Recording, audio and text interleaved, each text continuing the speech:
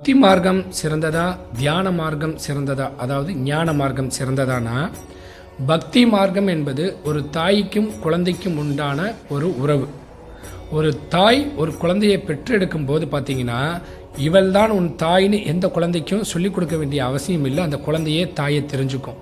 ஆனால் தகப்பனை இதுதான் அப்பான்னு வளர வளர சொல்லி கொடுத்தாதான் தெரியும். அதுதான் ஞான மார்க்கம். அப்போ பக்தி மார்க்கம் சிறந்ததா, ஞான மார்க்கம் சிறந்ததானா? தன் தாய் தான் எல்லாம் என்று நினைக்கும் வரை அது பக்தி மார்க்கம். அதாவது பக்தி செய்தல், அன்பு செய்தல். எப்போ அந்த குழந்தை தன்னச்சியாக தான் யாருங்கிறத தெரிஞ்சுக்கிட்டு செயல்பட ஆரம்பிக்குதோ அது ஞான மார்க்கம்.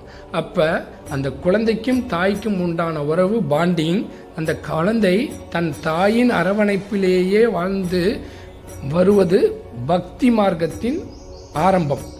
அந்த குழந்தை தன்னிச்சையாக தன் அறிவால் தன் உடலால் செயல்பட ஆரம்பிக்கும் போது, தன் அறிவால் செயல்பட ஆரம்பிக்கும் போது அது ஞான மார்க்கமாக மாறுது. இங்கு பக்தி மார்க்கத்துடன் இருந்துதான் ஞான மார்க்கத்திற்கான திறவுகளை தொட முடியுமே தவிர, அதாவது பக்தி மார்க்கம் இல்லாது ஞான மார்க்கத்திற்குள்ளே வர முடியாது. வந்தாலும் பக்தி மார்க்கத்துக்கும் ஞான மார்க்கத்திற்கும் உண்டான குழப்பங்கள் அவனை சரியான வழியில் போக விடாது. அப்போ தாய்க்கும் குழந்தைக்கும் உண்டான உறவு பக்தி மார்க்கம். எப்போது குழந்தை தன் அறிவால் செயல்படுகிறதோ அது ஞான மார்க்கம். அப்போ பக்தி மார்க்கத்திலிருந்து தான் ஞான மார்க்கம் வர முடியுமே தவிர, ஞான மார்க்கத்துக்கு நேரடியாக வரும்போது சில குழப்பங்களும் சில சந்தேகங்களும் இறுதி வரை இருந்துகிட்டு இருக்கும். இதை தெளிவுபடுத்தி தெளிந்த அறிவோடு செல்போது நல்ல ஞானத்தை அடைய முடியும்.